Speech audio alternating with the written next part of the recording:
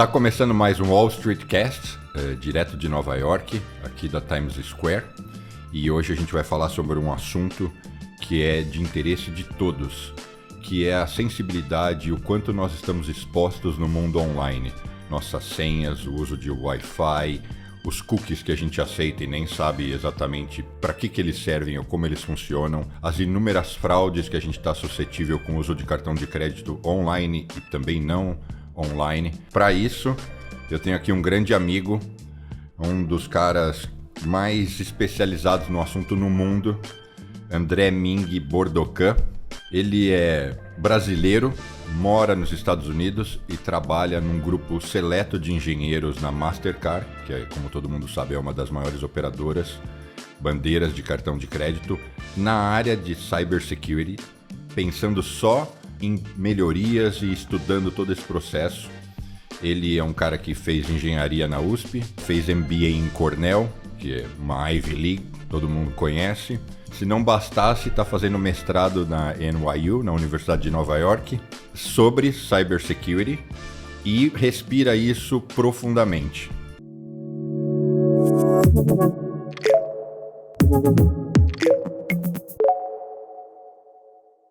Tá pronto para esclarecer para nós todos esses aspectos sobre como a gente não se mete em roubada e etc.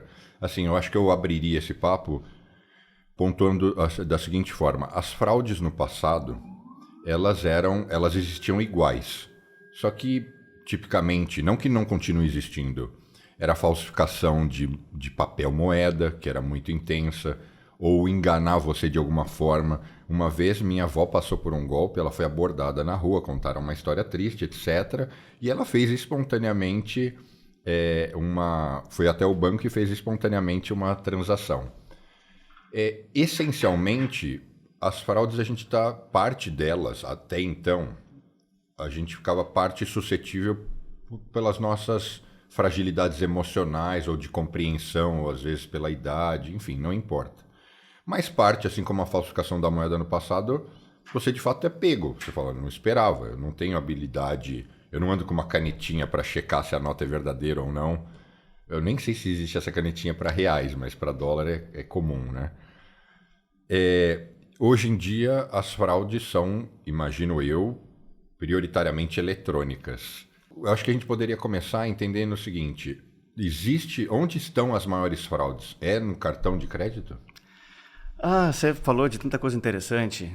Eu acho que eu começaria falando disso mesmo. Eu acho que a fraude mudou de lugar, né? Assim, você tem ainda, óbvio, a fraude offline, mas com a prevalência aí, com a distribuição dos meios móveis, com a expansão dos comércios eletrônicos e todo mundo ficando mais à vontade, fazendo compras online, vivendo online, a fraude com certeza migrou para o mundo digital, né? Assim, você sempre vai ter a fraude do papel moeda, você vai ter gente, enquanto existir o cheque, você vai ter gente tentando forjar um cheque, enfim, mas... por exemplo, cheque já mal se usa. Exato. Talvez falsificar moeda não compense, até porque tem uma menor transação, um menor fluxo de papel.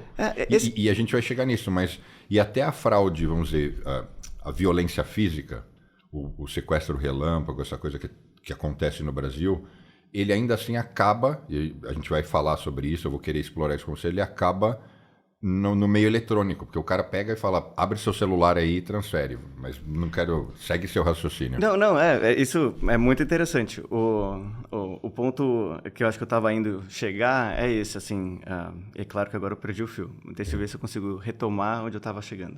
Você estava explicando que as coisas mudaram e que agora realmente, prioritariamente, as fraudes são eletrônicas. Excelente. Então, o ponto era esse. Quando você... o que eu estava comentando do papel moeda. Papel moeda, a fraude física, ela não escala. Então, se eu descubro uma forma de comprar o papel moeda na Suíça, que é um dos lugares que produz e tal, imprimir com uma máquina super especial e conseguir realmente forjar uma nota de $20, que é um caso até que se usa muito, porque é uma nota que tem um valor que já vale a pena, mas ainda não levanta a suspeita, sabe? Se você Diferente da nota de $100, né? Que imediatamente... Imediatamente a pessoa para, olha, faz todos os cheques. Né? Agora $20 passa batido, né? Então, você pode fazer tudo isso, mas é físico. Então, tem uma certa quantidade de papel moeda que você consegue comprar, uma certa quantidade, é difícil de esconder. Onde é que você vai conseguir ter uma impressora dessa capacidade, fazer todo o processo para transformar aquilo num papel... E dá vazão, né? Mesmo que eu Exato. produza $20 milhões em notas de 20, que já vai dar, sei lá, quantas salas, eu não tenho nem ideia, dá uma sala de papel. Como é que eu vou dar vazão? Exato. O que eu vou comprar? Eu vou chegar para comprar um carro de $100 mil com pilhas de 20? O cara fala, que isso?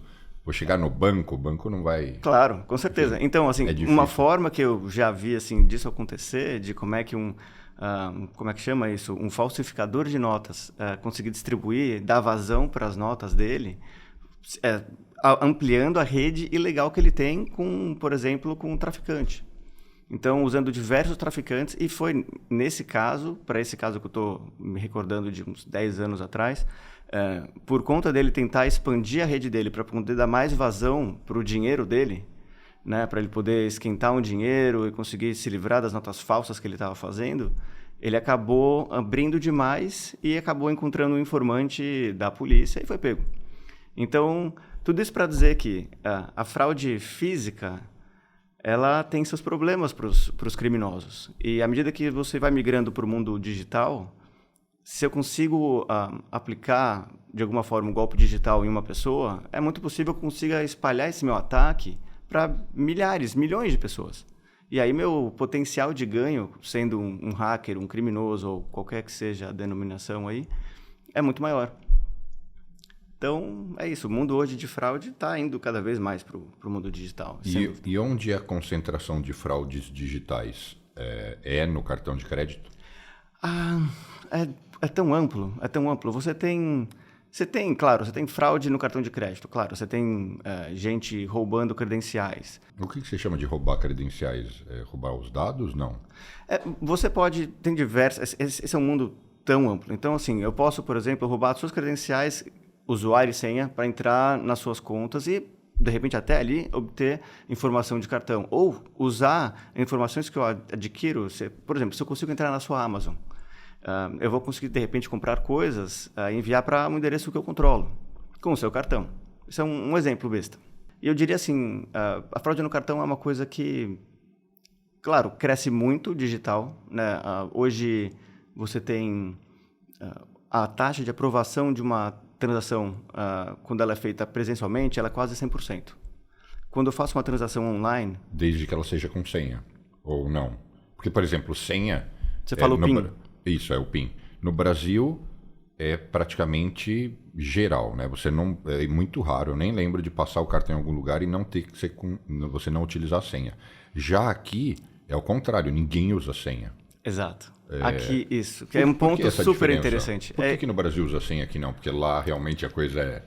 Cara, então acho que talvez as coisas andem juntas, né? Eu acho que a gente vai acabar falando mais disso mais pra frente, porque isso aqui é muito interessante, mas eu queria só deixar uma pincelada aqui, que o Brasil é um país super adepto ao mundo digital, super adepto a esses elementos de segurança, por exemplo, nos cartões. E também você tem todo o outro lado da moeda, que é um monte de gente tentando fraudar tudo, né? Então, e aqui, essa é uma coisa muito curiosa. Aqui você vê andando por aí, você consegue comprar muita coisa passando o seu cartão com a tarja magnética. E a tarja magnética é uma tecnologia super antiga. E, em geral, nem a assinatura pedem, né? A não ser que seja uma compra de um valor maior, não sei. Você vai no McDonald's aqui, você pega, sei lá, $40. Ele vai passar o cartão.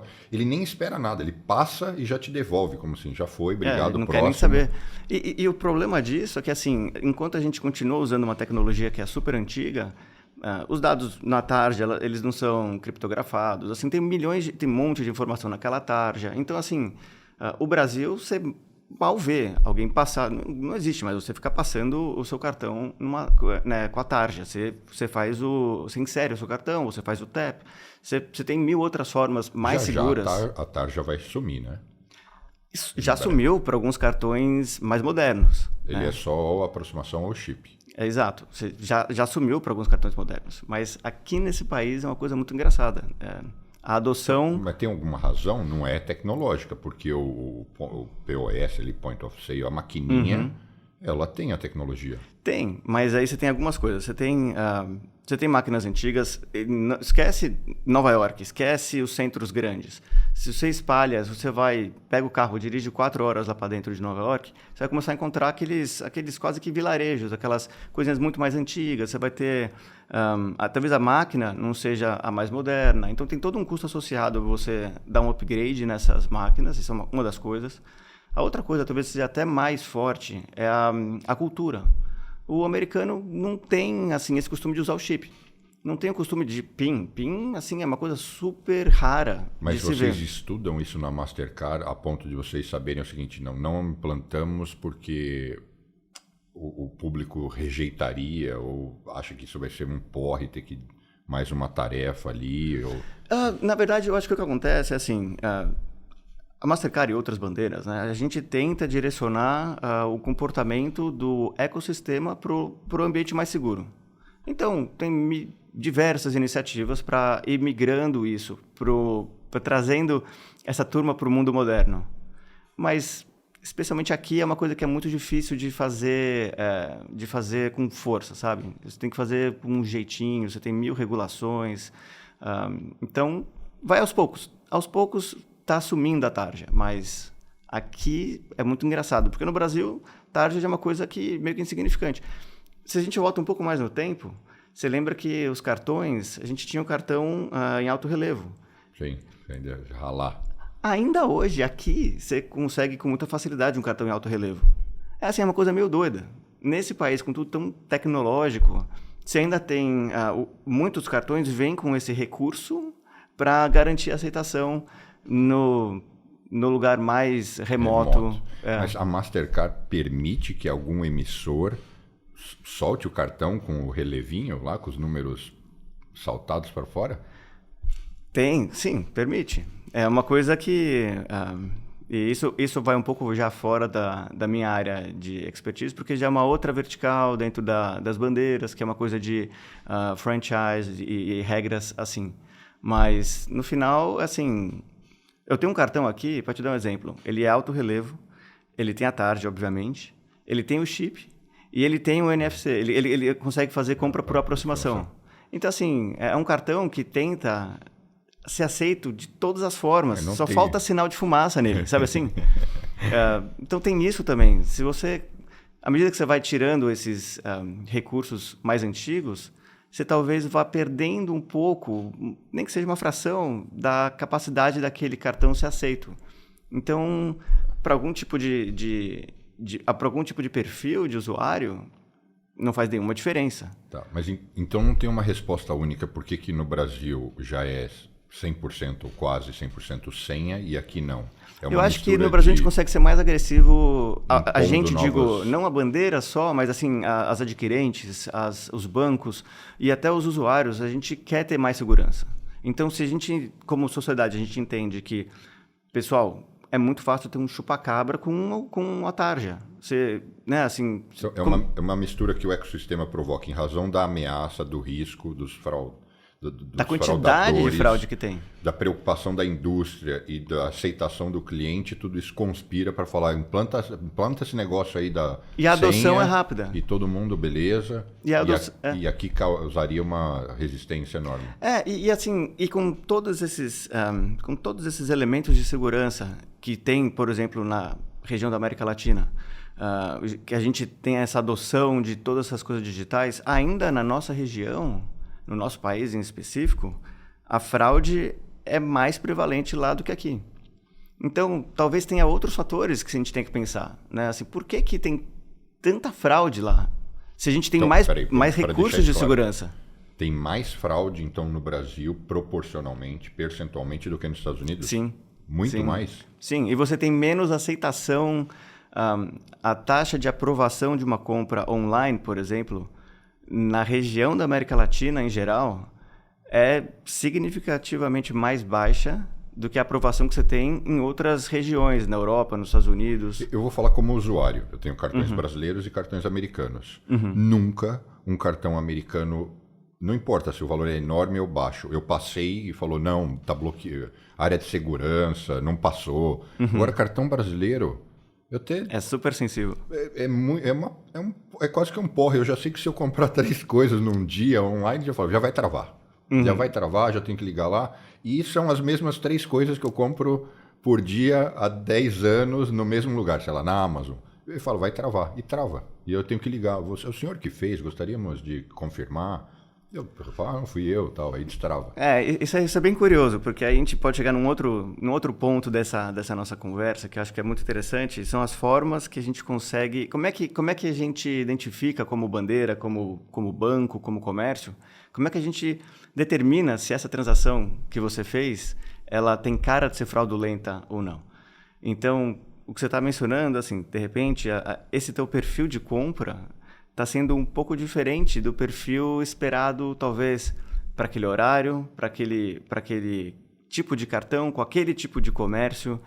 Você tem centenas e mais centenas de modelos que, otimizados por AI, a gente transaciona. Isso, dando exemplo da Mastercard, a gente tem um modelo de antifraude lá que, assim, tem quase 1000 modelos internos otimizados por AI que tentam identificar on the fly qual é o risco daquela transação. E alguns desses pontos. Então, aquele cartão com aquela geografia, com aquele comércio, com aquele tipo de comércio, o horário, a localização, se você estiver efetuando uma compra e chegar a informação, por exemplo, do IP, todos esses elementos vão sendo classificados. E no final, esses 800... Instantaneamente. Então, no final dessa fração de segundo, você tem um score único e vai te dizer assim, somando tudo que a gente está olhando aqui, essa transação tem esse risco de fraude. E se ela ultrapassar um limiar, e aí o limiar, e aí o interessante é que e aí não está mais na mão da Mastercard. A Mastercard não bloqueia a transação, né? A bandeira, né? Até porque o risco não é dela, ou é? Não é. Então, o que a gente faz, e as bandeiras fazem, é informar o que a gente encontrou naquela situação, daquela transação. E aí o banco faz a decisão final de tomar o risco ou não. Ou de aceitar receber... Tudo isso eletronicamente naquela fração. Naquela fração. Quando você clicou comprar, por exemplo, enquanto aquela... E você vê a maquininha girar ali uns segundos, é isso. Tudo já acontece, entre muitas outras coisas, porque está no comércio eletrônico, você tem outras coisas acontecendo também, mas assim, tudo isso acontece em fração de segundo e então, aí que acontece, de repente o seu banco está com um limiar de fraude um pouco agressivo demais para você.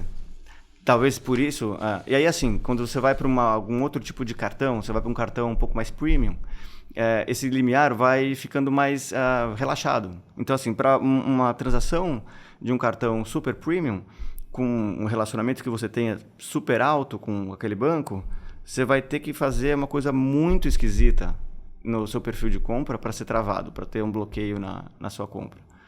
Agora, se você tem um cartão super básico, dando um exemplo do extremo oposto, qualquer coisinha que você faz fora do seu habitual, e até às vezes nem é fora do seu habitual, mas se você sai de um ambiente mais seguro para um ambiente menos seguro, às vezes um exemplo, você pode pegar seu carro e você costuma abastecer uns postos de combustível perto da sua casa, etc. Se você vai para alguma zona, por exemplo, eu moro em Miami, então tem alguns bairros lá que são bairros um pouco mais perigosos. Se você tenta abastecer seu carro lá, nesses bairros que não é uma coisa usual para você, é bem possível que você tenha a compra negada. Porque vai falar assim, peraí, uma compra de super risco, que é uma compra de combustível, dependendo ainda mais aqui nesse país, você passou a tarja ao invés de usar o chip, então você usou um meio que já é mais inseguro, então isso também vai na informação. Você tinha a opção de usar o chip, você tinha a opção de fazer uma coisa mais segura, e você escolheu fazer uma coisa menos segura, que foi passar a compra com a tarja. Isso já eleva o risco dessa transação. Então... Vamos dar uma volta total na conversa e organizar ela. E a gente vai voltar na história do cartão, mas vamos passar sobre pontos que eu anotei aqui, que são, acho que, as dúvidas mais comuns. Algumas delas eu também tenho. Então, vamos começar pelos cookies, né? Talvez quem esteja assistindo, escutou cookie, mas não sei nem o que é isso, para que... Ou até sei, aquele negocinho quando eu entro num site pela primeira vez, ele me pergunta se eu aceito que o site... Eu não sei qual é o verbo, se ele impõe o cookie contra mim, eu não sei nem como verbalizar isso, mas, enfim, o que são os cookies, para que eles servem?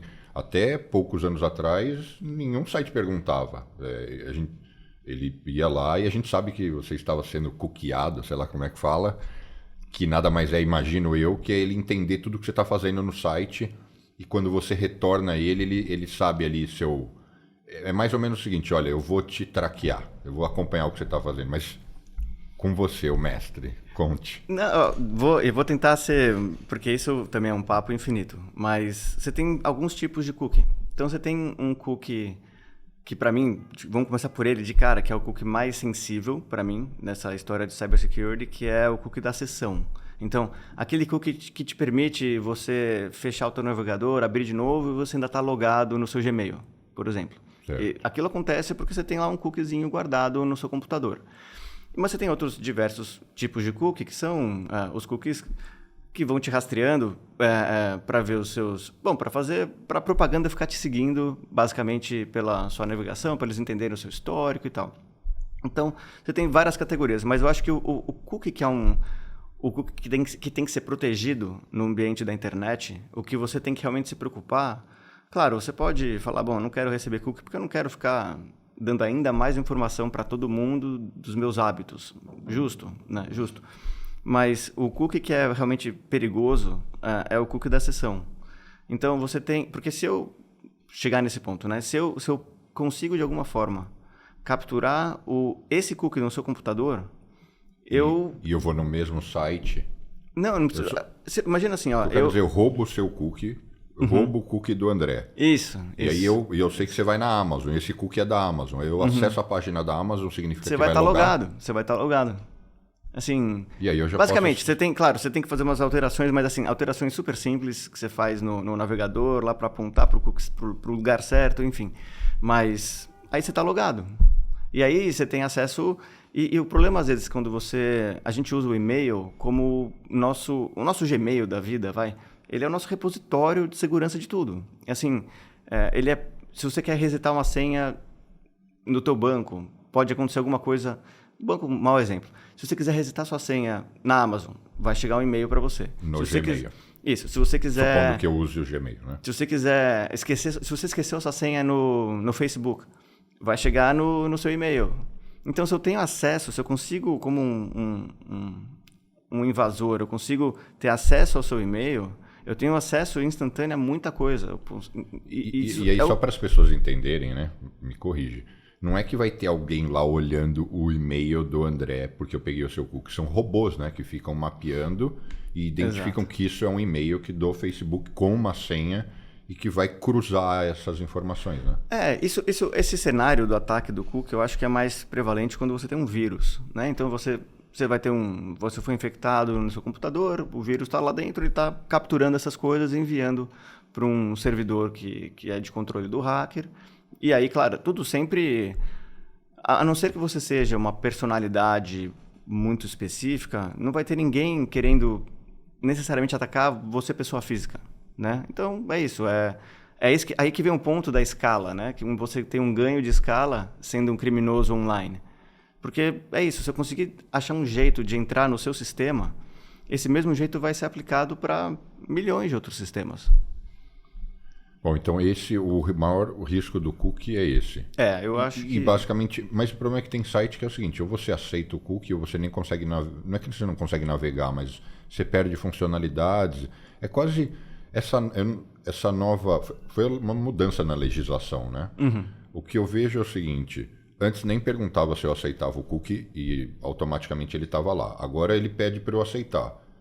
Todo mundo aceita porque não sabe para que serve e também aqueles que já tentaram falar, não vou aceitar esse negócio, eles talvez tenham notado que eles perdem funcionalidades, como por exemplo isso do Gmail. Se você não aceita o cookie, você tem que ficar saindo, toda vez que você sair você vai ter que logar de novo, é um porre, né? Talvez esse seja a visão maior dessa história toda. O problema é que, assim, para você ser seguro na internet, você você vai perder um monte de conveniências. Assim, qual que é o risco de você aceitar todos os cookies? É baixo para quase todos nós. É super baixo. Mas se você tem mais uma consciência... E assim, quando você aceita... Só para voltar à história do cookie, essa mensagem que a gente recebe para aceitar é mais no ponto de vista da privacidade. Não é nem de proteger o cookie de sessão. Assim, é mais assim, eu não quero ser rastreado. Eu não quero ficar recebendo propaganda em todos os sites que eu frequento das coisas que eu estava olhando nesse site, por exemplo. Ou seja, eu estou lá olhando bola de futebol, eu não quero que o site, esse cookie... traqueie, rastreie isso e use essa informação. Exato. Mas, então, é um pouco diferente. Então, quando a gente seleciona se a gente quer aceitar ou não o cookie, normalmente a gente está falando assim, eu só não quero que você me rastreie. Mas voltando à história de ser seguro na internet, acho que o cookie é um problema, claro que é. Essa é uma coisa que a gente tem que tomar cuidado, mas tem uma lista de coisas que a gente pode fazer para ser mais seguro na internet, sabe? E quais são elas? Você acha que a sequência seria a gente falar sobre Wi-Fi? Podemos. Nossa, vamos. Pode ser, ótimo. Então. Porque a coisa no Brasil está se popularizando, mas aqui você tem Wi-Fi em todo lugar, né? Então. Assim, acho que só não tem ainda no metrô, mas assim, é muito fácil você ter. Você praticamente conseguiria. Tem gente, às vezes, brasileiro que vem para cá e fala, vou pegar um chip. Falou, olha, dependendo do que você vai fazer, porque talvez você nem precise. Porque tem Wi-Fi em todo canto. Você vai no Starbucks, tem Wi-Fi. Você vai no McDonald's, tem Wi-Fi. Você está no escritório, tem Wi-Fi. Você está no ônibus, tem Wi-Fi. Você está no aeroporto, tem Wi-Fi. O Wi-Fi, esses Wi-Fis de rede pública, né? Então, ele é um problema de segurança. Assim, você está conectando basicamente num sistema, você está entrando num sistema que você não conhece. E tem diversas formas de você atacar...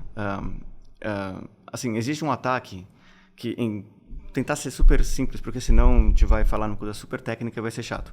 Mas eu consigo enganar o computador se você conecta numa rede que eu controlo, de Wi-Fi. Então, vamos supor que... Eu estou no aeroporto. Você está no aeroporto e eu criei uma rede ali que tem cara de ser uma rede do aeroporto, está aberta. Você, ou seja, eu estou no aeroporto, estou no aeroporto no JFK, aqui em Nova York.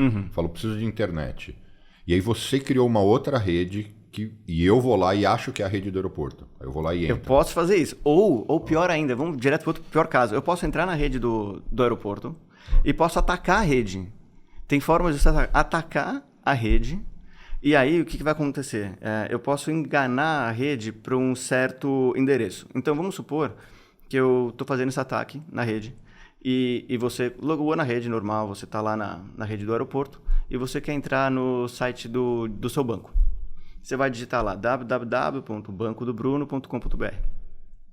Dependendo da forma como eu criei o ataque, eu consigo enganar o seu computador e direcionar o tráfego para um endereço que o seu computador vai achar que é desse banco, mas é um endereço que eu controlo.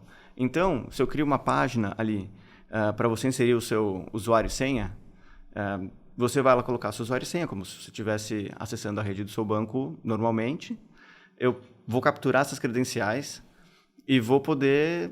de fato no banco e usar os dados. E aí eu posso criar de uma forma com que a página... ou posso usar essa mesma informação que você enviar para a página original e reencaminhar a conversa sua para o seu banco, então você não vai nem perceber. Ou posso gerar um erro e te direcionar para o banco certo e você faz tudo de novo no seu banco. E o que eu já li, ou o que eu conheço, e pode fazer coisas mais simples, como, por exemplo, só capturar a minha tela e tudo que eu digito. Porque eu entendi o que dá para capturar... ou você faz eu entrar na sua rede, ou você entra na rede do aeroporto, e aí você vê lá, tem lá, sei lá, 1000 pessoas conectadas. E uma das opções é isso, você sabe tudo que ela está fazendo. Ou seja, é isso, você enxerga o tráfego. Então o tráfego, eu digo, você viu que ela entrou num site, você está vendo, você consegue traquear a tela, a imagem e também o que ela digita, né? E aí os robôs tentam... se a conexão que você estabeleceu não está criptografada, é super fácil de fazer isso. Se ela estiver criptografada, mas o atacante tiver acesso a uma das partes dessa criptografia, também É como se não existisse, como se nada tivesse encriptado. Então, mas aí, peraí, pra gente não ficar, até eu ficar em pânico, mas então toda rede pública é perigo ou eu posso usar? Porque no fundo é isso, as pessoas vão ouvir e falar, então não uso mais o Wi-Fi, vou no Starbucks, não pode usar, eu tô no aeroporto, não pode usar. O que eu faço? Eu não entro em banco, eu não entro em nada sensível quando eu uso o Wi-Fi do Starbucks. Então, duas formas. Quando eu estou fazendo alguma coisa de trabalho, eu estou conectado na VPN, então eu tenho uma outra coisa, uma outra camada de criptografia dos meus dados, que meus dados passam por essa rede interna minha com o meu empregador, certo? E estabeleço uma conexão segura, e então você não consegue enxergar, mesmo que eu esteja usando uma rede pública, você não consegue interceptar. Então, pera, já não entendi nada. Mas você consegue isso porque você é um engenheiro de cybersecurity ou eu consigo? Se eu tiver com o meu laptop no colo no Starbucks, eu tenho VPN? Dependendo, acho que o iPhone novo tem um VPN que você pode ativar automaticamente. Então você pode usar a VPN que a Apple fornece, por exemplo. Aí eu estaria seguro para usar o Wi-Fi em qualquer lugar. Sim, assumindo que a Apple não está comprometida. Sim, tudo na internet é uma coisa, é esse jogo. Assim, quem que você acredita que está, sabe, do seu lado, basicamente. Então, voltando àquela história, eu não acesso o meu banco numa rede pública. E quando eu estou fazendo coisa de trabalho... Mas você acessa de casa? Acesso de casa. Mas aí qual é a vantagem que você tem de casa? Porque de casa, pelo menos, eu sei que esse ataque específico que eu estou te comentando não está acontecendo. Porque eu estou conectado com a minha rede de casa, que está conectada com o provedor de internet, etc. Então, quando eu tento fazer uma pesquisa para o meu banco, a resposta que eu vou receber, e aí vai ficar cada vez mais técnico essa história, mas a resposta que eu recebo é de uma entidade que se confia. Entendi. Não vai ter alguém... Porque, no fundo, esse ataque é o quê? Eu, como um atacante, eu estou interceptando ou tentando ser mais rápido em responder para o seu computador qual que é o endereço certo que você deve ir. Porque quando você faz assim, eu quero ir para o site do meu banco, por exemplo, o que basicamente, salvo quando você tem esses dados armazenados e tal, o que o teu computador vai fazer, ele vai mandar uma mensagem que vai andar alguns pulos até chegar num servidor, um domínio que vai te informar, o site certo para ir, esse endereço aqui, esse endereço de IP aqui que você tem que ir para chegar nesse site do banco. O que esse ataque faz é tentar ser mais rápido do que essa resposta. E se eu estou próximo de você, de uma forma eletronicamente falando, se eu estou a poucos pulos de distância de você, como é o caso, se eu estou na mesma rede que você, no Starbucks, por exemplo, eu consigo contaminar as respostas todas que forem vindo e eu vou ser o primeiro a informar a resposta para o seu computador. Entendi. Então, ou seja, quando você está numa rede pública, você usa a rede pública. Quando você está numa rede pública, você evita fazer coisas sensíveis, como, por exemplo, acessar seu banco. Mas, por exemplo, a coisa mais comum, as pessoas querem acessar seu e-mail, seja ele do Gmail ou de onde for. Isso você faz? Faço também. E tem um outro componente aí que a gente ainda não você falou. Faz porque não tem risco. E de novo, tudo também tem um pouco da conveniência. Porque se eu for querer ser 100% seguro, é melhor eu ficar totalmente offline na minha vida, né? Mas você tem também a criptografia entre as duas partes. Então, tem, assim, esse ataque que eu tô te colocando, ele era um ataque super fácil de fazer 15 anos atrás, quando essa conexão ponta a ponta não estava criptografada sempre. Há formas de você atacar mesmo, mas fica cada vez mais difícil. Né? Então, assim, a evolução da internet vai criando seguranças para os problemas que vão sendo encontrados e também, toda vez que você vai criando alguma coisa nova, você vai criando nova superfície de ataque. Então, você está no Wi-Fi da Starbucks, você não acessa o banco, mas você acessa seu e-mail e aí, consequentemente, imagino que você acessa sites em geral, coisas que você quer checar a temperatura, ou sei lá o que, isso sem crise. Eu só tento evitar fazer coisas que são muito... tem muito risco, porque se alguém consegue, de alguma forma, entrar na minha conta do banco, já de cara tem o meu dinheiro. Agora, se alguma coisa acontece e eu perco um pouco da minha privacidade com alguma navegação de algum site, qual que é o risco que eu vou estar adquirindo com isso? É menor, né? É menor, é menos sensível. Sim.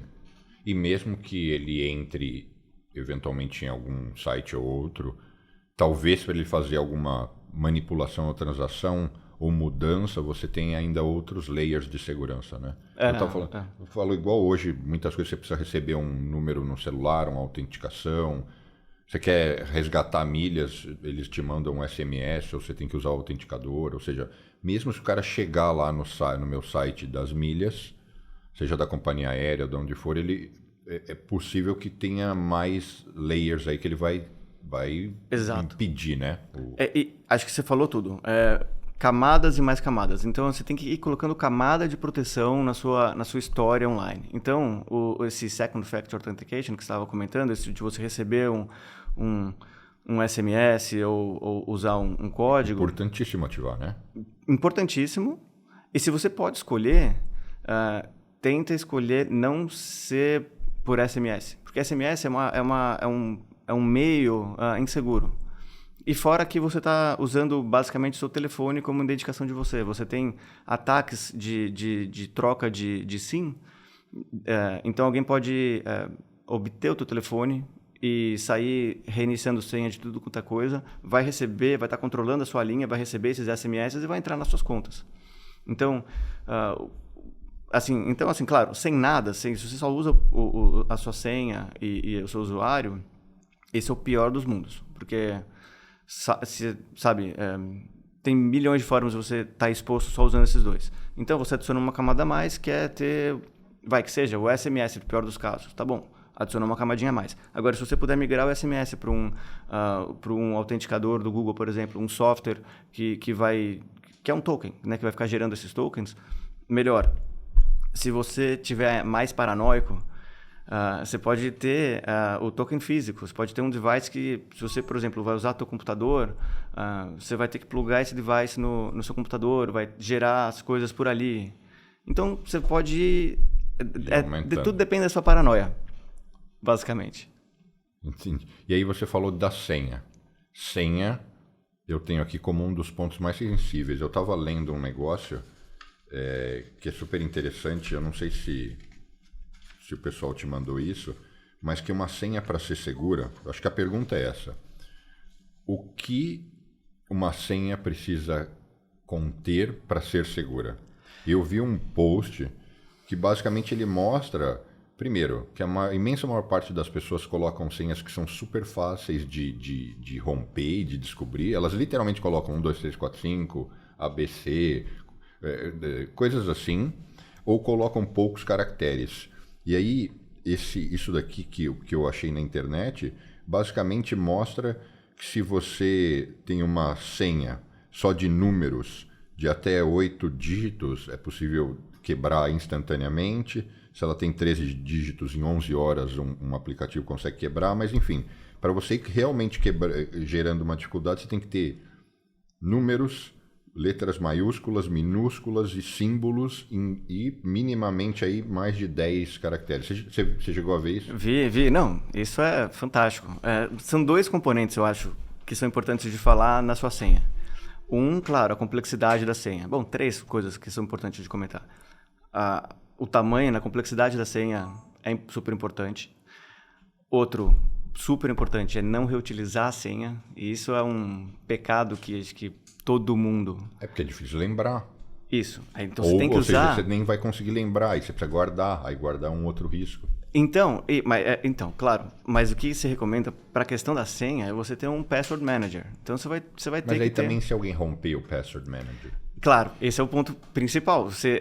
A senha que abre o cofre do password manager, essa senha, ela tem que ser super difícil de quebrar. Então, você tem que conseguir bolar uma senha que você eventualmente vai alterando só para o pessoal entender, um Password Manager basicamente é um aplicativo onde você salva todas as suas senhas. Isso. E aí, quando você precisa, você abre ele, olha e digita em outro lugar. Ou ele faz aquele... Você pode ter uma integração, dependendo do software que você usa, você vai ter essa integração, ele vai completar sozinho para você. Mas o mágico do de um software manager, de um password manager como esse, é que você pode ter realmente senhas seguras e únicas para cada um dos sites que você entra. Então, esse é o lado... Porque eu vou conseguir arquivar lá uma senha super... Como aqui, sei lá, super maluca. 15 dígitos 15 caracteres. Totalmente aleatórios, que não fazem nenhum sentido, assim... Né? E você não tem como memorizar aquilo, e nem é a ideia, você nunca vai precisar memorizar uma coisa dessa, e você vai poder, com esse tipo de software, você pode ter lembretes, assim, olha, já faz, sei lá, 6 meses que você não muda essa senha. Que tal, né? Você atualizar, criar uma outra senha. Você usa um Password Manager? Uso. E você cria essas senhas gigantes? Sim, mas é porque é muito fácil com o Password Manager fazer uma senha de 20, 40 caracteres, porque não faz diferença para você mais. Aqui, eu não sei o quanto isso aqui é acurado, está preciso, mas basicamente diz o seguinte, se você colocar números, letras maiúsculas, minúsculas e símbolos, e tiver mais que 10 caracteres, você leva quase 1000 anos para quebrar a senha. Ou seja, inquebrável, né? Você já mais ou menos. Morrido. Mais ou menos também mais não ou vale? Menos. Não, vale para algumas certas situações, que é aí que vem para o meu segundo ponto, porque você tem as coisas que você pode fazer do seu lado, mas também tem o outro lado de como é que a outra entidade que você está interagindo, o que eles estão fazendo com a senha, como é que eles estão armazenando essa senha. Então, você tem formas de você... primeiro que, assim, é super raro alguém algum site armazenar a sua senha direto sem mexer em nada com ela. O que se faz, normalmente, você faz um hash. Você passa a senha que você colocou quando estava criando o seu usuário por uma função matemática que vai destruir vai destruir o que você tinha e vai te dar um outro conjunto de caracteres que não tem... Se você não consegue reverter aquilo com uma função matemática. Então, o site ele não sabe que o teu password era ABC123, mas vai ter um hash que foi gerado, você vai ter uma coisa que foi gerada que gerou porque você colocou ABC123.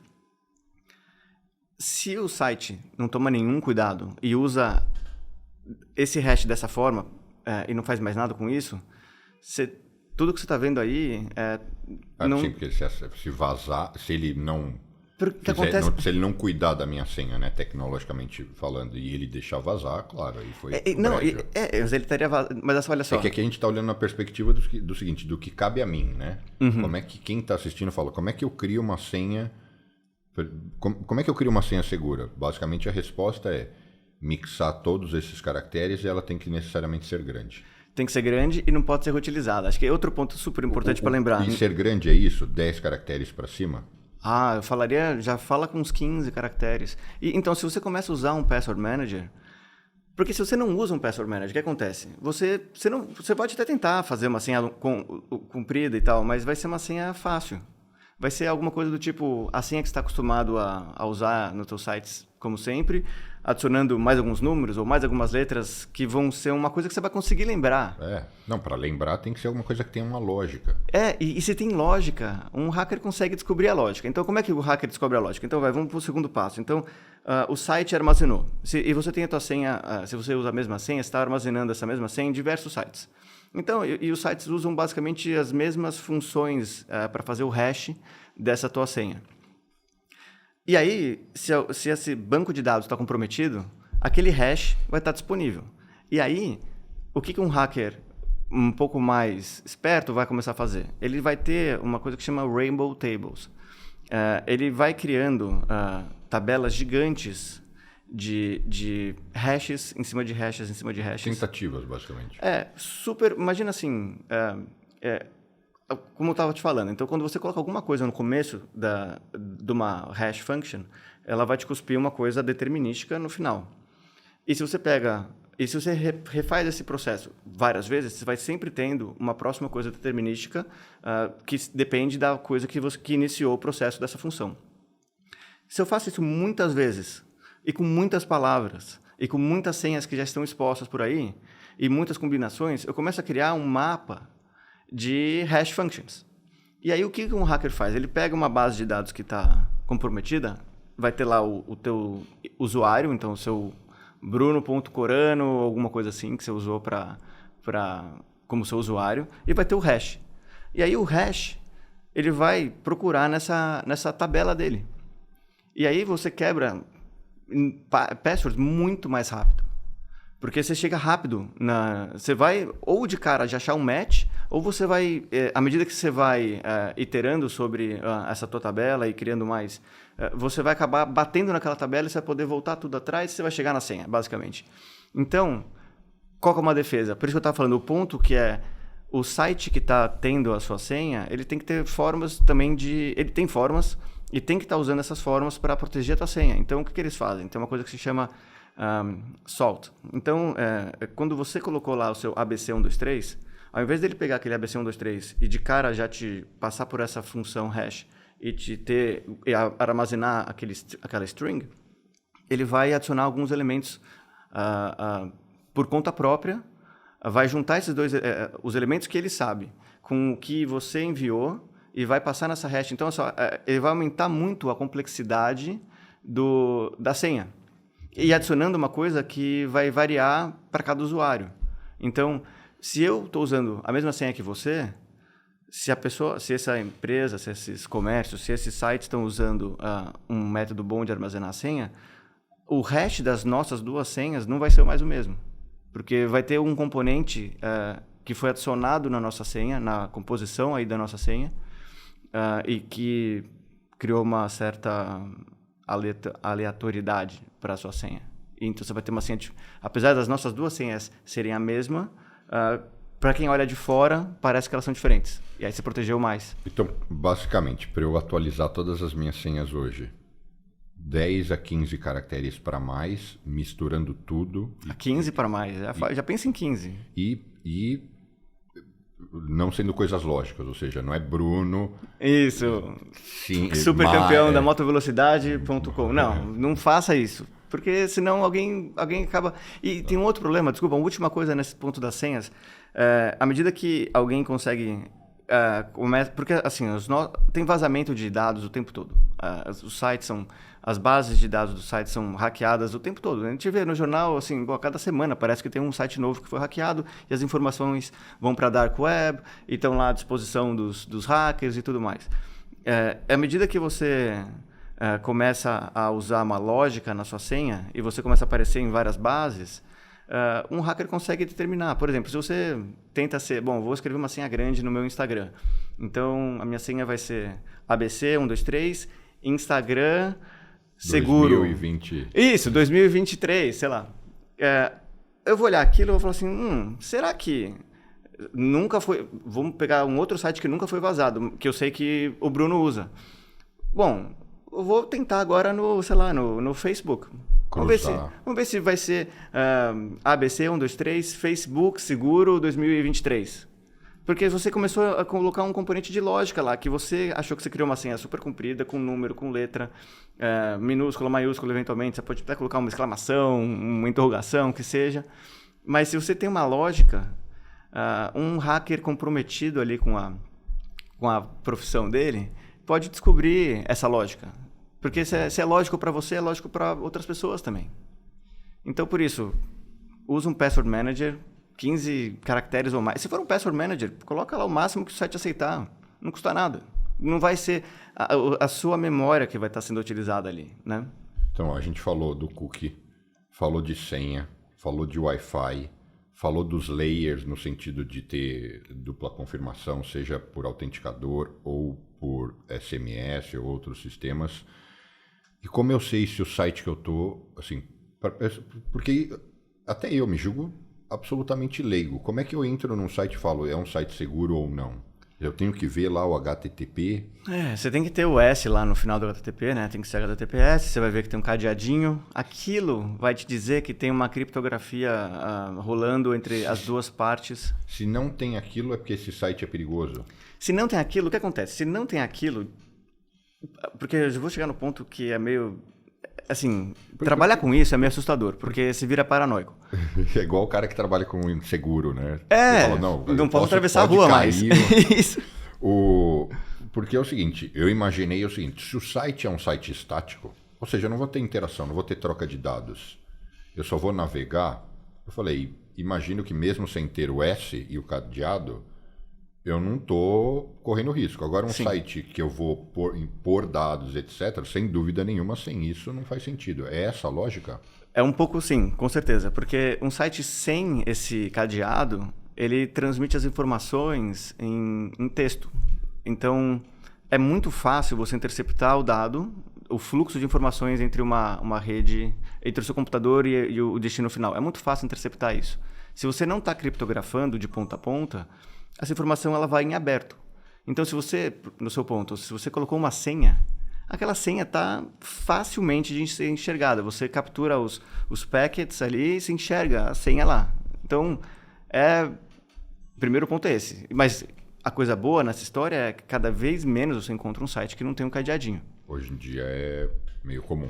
Aí o que acontece com o Google cadeado? até ranqueia muito mal, né? Assim, para quem está assistindo, sei lá, tem um comércio, sei lá o quê, se o seu site não tem o cadeado iOS, o Google ranqueia na busca orgânica, ranqueia super mal o seu site, né? Sim, e também você tem outro componente. Nos navegadores hoje, que o navegador é um outro ponto que é super delicado, mas os navegadores, eles informam hoje em dia muito claramente, opa, esse site não é seguro. Antigamente se informava, esse site é seguro, mas agora é um alerta, olha, esse site não é seguro. Outra coisa que os navegadores... O navegador é uma parte grande na nossa segurança online. Então, o que eles fazem é validar, por exemplo, se a criptografia entre as duas partes, se o certificado está válido, se o certificado deveria ser desse site mesmo ou não. Então, as mensagens que a gente recebe do navegador, a gente tem que parar e olhar. E se o navegador é importante, tem navegador bom ou ruim? Ou os três mais populares são bons? Todos os modernos... Chrome, Firefox e o Chrome. E o Edge, né? E o Edge. E o Safari. Assim, os navegadores novos, se eles são sempre atualizados, são ótimos. São ótimos. Assim, é o máximo que você pode ter. Então, você tem que estar com ele atualizado. Por exemplo, o Chrome, ele fica te avisando lá, você já reiniciou, tem que reiniciar. Qualquer um desses 4 atualizados são seguros desde o ponto de vista. O mais seguro possível que você pode ter. Mas o ponto que eu queria chegar, para deixar você um pouco paranoico ainda mais, você vai me odiar, a gente nunca mais vai ter uma conversa dessa, eu acho.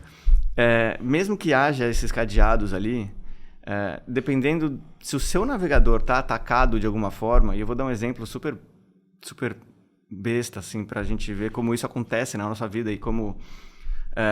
mas se o navegador foi atacado de alguma forma, nem que seja de uma forma legítima, a gente vai chegar nisso, eu posso estar controlando a criptografia do meu lado como um atacante. Então, por mais que você tenha a sensação de que você está com uma conversa encriptada e criptografada, ela está embaralhada para quem está de fora, mas se eu sou uma das... mas como eu estou dentro, então, por exemplo, os computadores das empresas. Então, eu tenho meu computador, quem trabalha numa empresa grande vai ter o computador que a empresa forneceu e tal. Normalmente, essas empresas... elas colocam diversos mecanismos de segurança dentro dos computadores, porque eles têm um monte de informação sigilosa, propriedade intelectual e tal. Então, eles têm que ter esse controle para saber se não está tendo um vazamento dessa informação e tudo mais. Entre uma das coisas que se faz, você chega no seu navegador e você coloca para o navegador e fala assim, olha, quando você for pesquisar se o certificado daquela página que vai ser, né, se ele é válido ou não, eu quero que, ao invés de você só olhar nos lugares que você sempre olha, que são os lugares que a gente, como pessoa física, os nossos navegadores vão procurar para olhar, você também olhe nesse repositório meu que eu controlo de certificados. Então, o que acaba acontecendo eu vou acessar um site que não é assim... E normalmente as empresas, né, só para dar um parênteses, não vão fazer isso com o site do seu banco. Mas vão fazer isso com um site de, sei lá, um site de repositório de código de programação, por exemplo. Ou um site que você... um blog ou qualquer coisa assim. Para esses outros sites, então, quando você navega, o seu navegador está interceptando o certificado, está gerando o certificado que a empresa controla, está tendo uma comunicação com a terceira parte ali, com o site que você está tentando chegar, criptografada. Então, se eu estou de fora, se alguém está de fora tentando olhar a nossa conversa, não está enxergando. Mas a empresa controla essa criptografia e consegue enxergar o que está acontecendo. Ou seja, ela sabe o que você faz. Ela sabe o que você faz. Então, quando você está no seu trabalho, assim, você está sendo monitorado. E tem uma justificativa super válida para isso. Porque como é que eu posso evitar, como empresa, que meus dados confidenciais não estão sendo transmitidos de um lado para o outro? Então, por exemplo, você com o seu laptop da Mastercard, você sabe que em última análise você pode ser monitorado. Ah, sim, sim. Ou seja, você está, sei lá, fazendo alguma coisa lá estranha. Falando, você sabe que pode ser diretamente, olha, por que você fez isso, né? Eu acho que assim, o que as empresas fazem com essa informação, na verdade, acho que mais do que tentar te monitorar... elas só não querem se expor, né? Então elas ficam lá, e claro que isso é uma coisa que vai acontecer escalada, né, com sistemas. Então eles estão de olho em algumas coisas-chave ali, sei lá, né? As abas anônimas, a navegação em aba anônima, funciona mesmo? O que é? Assim, explica para quem está assistindo que não sabe nada. O que é uma navegação em aba anônima e ela me concede uma situação mais segura? Olha, a aba anônima, o que ela vai fazer é basicamente trabalhar com os cookies ali. O que é uma aba anônima? Ela é uma instância do navegador que... o próprio Chrome, supondo que eu uso o navegador do Chrome. Eu vou abrir uma janela e eu vou lá e seto ela para daquele momento para frente ela... você vai abrir uma janela que essa janela vai estar... até eles mudam de cor, né? E vai ser a aba anônima.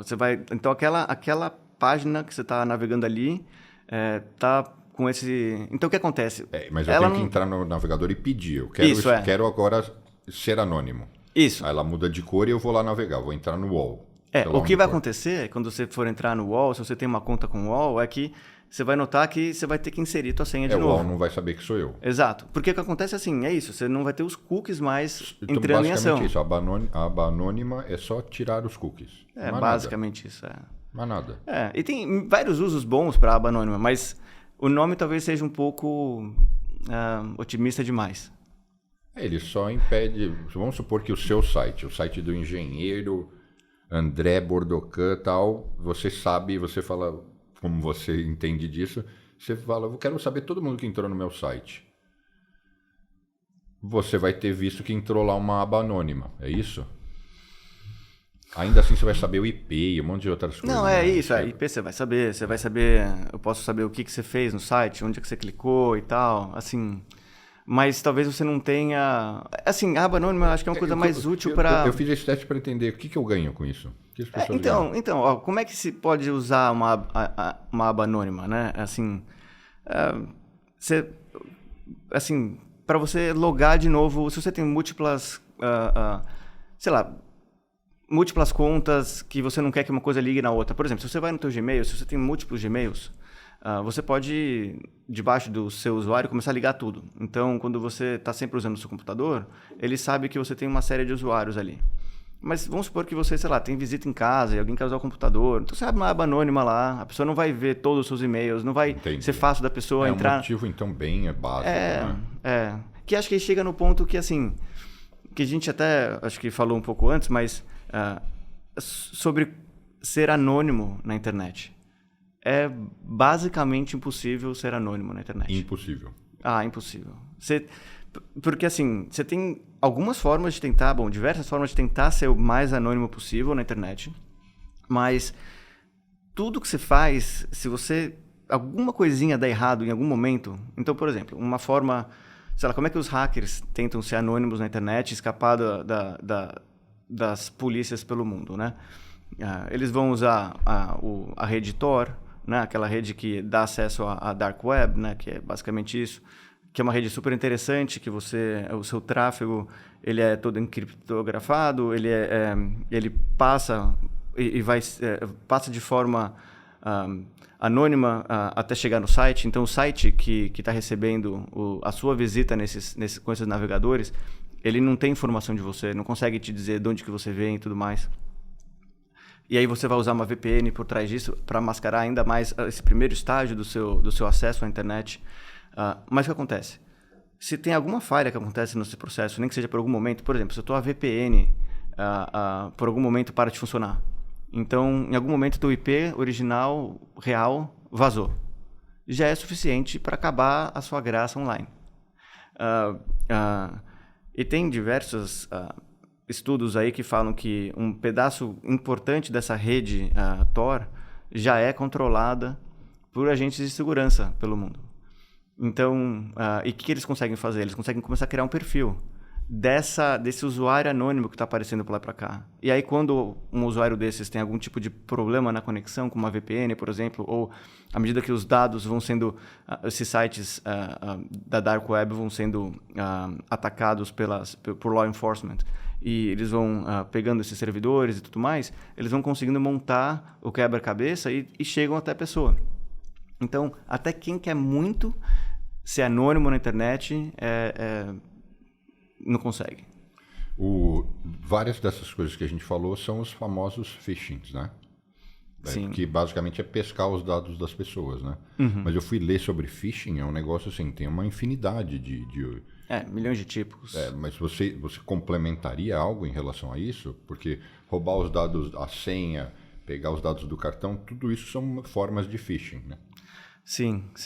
Puxa, phishing são outros ataques, né, que você pode sofrer. Eu acho que se eu for falar alguma coisa que seja mais abrangente em relação à nossa vida online, é tentar tomar cuidado com tudo, ser sempre meio paranoico com essas coisas. Nas situações em que aparentemente há uma urgência, parar um pouco e ver se realmente tem essa urgência. Às vezes você pode receber um e-mail ou uma ligação de alguém com alguma urgência pedindo assim, o seu acesso vai perder, ou você recebeu o que é um ataque phishing super famoso, super comum. Você recebe um e-mail dizendo assim, obrigado por sua compra de super valor alto aqui, ela vai ser debitado do seu cartão em algumas horas, se você quiser reverter isso, ou sei lá o que, clica aqui. Aí você fala assim, eu não comprei nada de 10 mil reais, pelo amor de Deus, como é que isso vai acontecer? Aí você clica. Foi. Então, quando clicou, você deu aceite a algum executável? Não, porque aí acontece. Porque aí você clicou num link de phishing que vai ter, por trás dali vai, de repente, baixar um script, vai te infectar, ou vai capturar uma informação que o atacante está tentando capturar de você, e acabou. Então, se você clicou ali... Às vezes essas mensagens costumam ser muito boas, né? Reais, assim, tem uma aparência real... Eu recebo direto, sei lá, e-mail que finge ser do Bradesco, do Itaú, não sei aonde. E você olha o e-mail e você fala, nossa, é muito bem feito, é muito pró. O problema é que está cada vez ficando melhor, né? Porque anos atrás, parecia que era uma criança fazendo, né? Tinha umas cores estranhas, tinha um monte de erro de linguagem e tudo mais. Hoje em dia, aí de repente vem até um segmento interessante, mas a gente soube falar cada vez mais de essas ferramentas que estão surgindo aí, tipo o ChatGPT, sendo utilizadas para criar phishings melhores. Então, de novo, naquela história de ser paranoico, sabe? Mas, então, o que você tem que ter de alerta? Se você recebe alguma coisa que tem cara de ter um senso de urgência e de uma ação que você tenha que fazer, tenta parar, olhar com cuidado, ver se você realmente interagiu com o que está sendo colocado ali, se você realmente fez alguma compra, se está estranho, se o seu endereço de e-mail que está vindo está com cara de ter alguma coisa estranha. É que é tão bizarro que às vezes eles conseguem mandar um e-mail e pelo menos ali na caixa de entrada você lê o arroba do lugar. Da empresa. Como é que o cara consegue? O problema é que assim, a internet, ela do jeito que ela foi, do jeito que ela se evoluiu, a segurança não era top of mind, sabe? Então, as coisas vão progredindo, mas assim, você tem, para cada passo que a internet dá, você tem uma superfície nova de ataque, sabe? Então, assim, esse que é o ponto. Então, mas acho que voltando só para, né, amarrar esse ponto do phishing e de coisas nessa mesma seara, receber alguma coisa que tem um senso de urgência, respira, olha, passa o mouse em cima, sem clicar, passa o mouse em cima para ver se o link está com cara de ser uma coisa estranha, se o endereço final tem uma cara de ser um arquivo executável. Que a imensa maior parte das vezes você mata aí, né? Você vê que o site de destino não bate com o teórico autor da mensagem. E aí nesse ponto, então, assim, às vezes vale mais a pena você ignorar aquele e-mail, não tomar nenhuma ação e depois tentar, e aí talvez entre a facilidade de você usar compras no cartão, você tem muita proteção como usuário de cartão.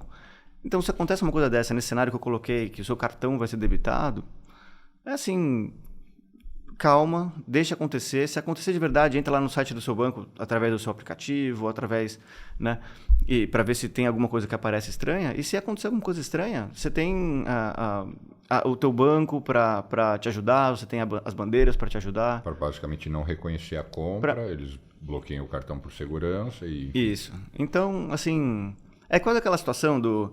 Sabe, quando você está vendo as pessoas dirigindo na estrada, e hoje, ainda mais com o Waze e todas essas nossas ferramentas, às vezes a pessoa ela vê que ela vai perder a saída da estrada ali, então ela faz uma barbaridade no trânsito ali, pode acabar acertando o motociclista, batendo o carro, não sei o quê. Se a pessoa tem calma e pensa assim, puxa, o que pior pode acontecer? É eu fazer um retorno ali na frente, eu mudar um pouquinho o meu caminho. A gente não vive mais na época do mapa de papel, que nem a gente viveu anos atrás, né, entregando a nossa idade. Mas, então, assim, é o mesmo paralelo. Calma, pior que pode acontecer é você ter que fazer algumas coisas depois, vai adicionar alguns minutos no seu dia. Mas não vou bater o carro. Não vai bater o carro, porque a alternativa pode ser muito pior. Você pode bater o carro, criar um acidente, você pode clicar ali e ter que se haver com um monte de problemas que aquele vírus ou aquela situação pode te acarretar. Celular hoje é um negócio, né, assim, faz parte da nossa vida, é quase uma extensão da nossa mão, né? Uhum. E se há anos atrás, muitos anos atrás, a gente usava só para falar, hoje a gente praticamente nem fala. Uhum. E tá lá embarcado um monte de aplicativos e coisas. Além do papel que ele acaba exercendo nessas situações de violência urbana, de você ser assaltado, etc., vamos cobrir um pouco quais os cuidados que você acha que a gente tem que tomar com o celular em relação ao que a gente, os aplicativos que a gente tem lá dentro. E, assim, o que me vem à cabeça, que é o item mais sensível, que é relativamente recente, é a violência do cara pegar e falar, olha, tô te assaltando, e falar, abre aí o seu celular e me transfere grana. Que no fundo eu nem entendo porque que isso é novo, porque os aplicativos de banco já existiam, e você podia fazer um TED ou um DOC, quer dizer, era um pouco mais pentelho, porque você tinha que pôr mais dados, né? O Pix é mais assim, uma coisa só e já vai, então ele é um pouco mais agilizado. Como é que eu me protejo disso? E tem mais riscos que eu corro ali no celular? Puxa, esse tópico é tão delicado, né? É isso, eu acho que você falou bem. Já tinha esse tipo de risco antes, mas especificamente o caso do Pix, ficou muito fácil de fazer essa transferência. E ficou muito fácil de todo mundo poder ter um meio de receber também. Então, baixou muito a barra de uma transferência bancária, né? Tá muito fácil. Então, tem as coisas boas de estar muito fácil de você poder transferir, mas você tem as coisas ruins que né, é isso que você mencionou. A quantidade de crime com o Pix é uma coisa estrondosa, né? E como eu me defendo disso? Eu sei que o sistema, né, ele já vem impondo limitações, depende do horário, isso e aquilo, mas assim, eu acho que a gente sempre tem que olhar na perspectiva do que cabe a cada um de nós, o que eu posso fazer. Não ter o aplicativo do banco no celular é uma tremenda inconveniência. Então, aí que a gente vem de novo no ponto da conveniência. Para o Pix especificamente, o que eu vejo as pessoas fazendo é isso, é apagar os aplicativos dos bancos, e ainda assim, isso é uma coisa que tem os dois lados dessa história. Porque se você tem algum criminoso com vontade mesmo de... Você vai falar assim, baixa o aplicativo, porque eu sei que com certeza você tem um aplicativo. Então, se você não tem um aplicativo agora... Você tem uma conta no banco, então você baixa o aplicativo, eu vou ficar mais 2 minutos com você enquanto você baixa esse aplicativo, porque eu quero esse dinheiro. Ou você pode também criar uma situação em que você criou uma dificuldade pro assaltante lá, e você criou uma situação de insegurança para você. Porque você não está conseguindo entregar o que ele quer. É igual ser assaltado e não ter dinheiro, né? É pior do que você ter uns 100 reais para dar, né? Você não tem aquela coisa assim, você tem que ter uma carteira ali que você pode entregar pro bandido. Porque ele é o que ele quer e é o que vai te tirar daquela situação de risco. Então, se você chega e fala não tem, de repente, você, né, criou mais insegurança para você. Então assim... Mas o que você comentou, as coisas estão começando a mudar, né? Então, você tem agora umas travas que estão começando a ser colocadas, vão criando mais algumas dificuldades na transferência do Pix. Eu consigo, já que o celular é um computador eu não consigo, igual num computador, criar um novo ambiente. É como se assim, eu usando o meu celular, eu tenho aquela tela, aqueles aplicativos. Mas se eu vou dar para você, se eu estou sendo assaltado, etc., é um outro ambiente. Eu ia falar umas besteiras, tipo, se a minha namorada quer ver o celular, fica à vontade. É um outro arquivo de fotos, é um outro cenário, outras conversas. Claro, não, dá para fazer isso, mas acho que tem aplicativos que você pode travar o seu aplicativo do banco, esconder, disfarçar ele e tal. Mas acho que volta naquele ponto, assim, quando você está numa situação de risco, quando alguém está apontando uma arma para você, tudo que você mais quer é que essa pessoa desapareça, que essa pessoa vá embora. E se você pode tentar, falar assim, olha, não tenho nada aqui, procura aí. Ele pode falar para você baixar, ele pode ficar pé da vida bravo, claro, e de repente você vai tomar um tiro, sabe? Você vai arriscar tomar um tiro. É tão sensível, né, essa situação. Eu acho que para resolver a questão do Pix Tá, mas é possível, cada um tomando o seu próprio risco, né? Assim, será que eu tô de acordo a tomar esse risco para mim, em tentar enganar o ladrão? Assim, é uma roleta aí, né? Você quer jogar nessa roleta? Eu não sei. Mas aí, tirando isso, basicamente, porque a minha pergunta foi como a gente pode se preservar? Não tem, assim, concretamente. O que eu acho que acontece, assim, o que a gente pode seguir fazendo, a gente como indústria e todas as pessoas como cidadãos, ir pressionando as entidades, os governos, as entidades federais, estaduais, tudo, a tentar criar regras em relação a isso, criar proteções para a gente. Porque você imagina, se eu sou assaltado e alguém me obriga a fazer um Pix, se eu tenho a segurança de que esse dinheiro vai ser, se eu vou ser coberto, né, se eles vão me devolver esse dinheiro, eu não tenho mais o medo eu não tenho que criar essa situação do tipo, eu preciso esconder do ladrão a minha habilidade de fazer um Pix. Porque eu tô tranquilo, assim, se acontecer, eu sei que eu vou ser ressarcido. A gente estava falando até sobre isso antes de começar, né? Porque o volume hoje de fraudes... Fraude no Pix não no sentido de que o sistema é falho, mas eu entendi de você que é assim, fraude no sentido de que as pessoas fizeram porque foram coagidas ou alguma coisa. O número é vultuoso. É enorme. A última vez que eu olhei, assim, é na casa dos milhões de reais por dia que se perde com ação, né? Com gente te obrigando a fazer uma transferência no Pix. Não é o Pix que eu fiz por engano.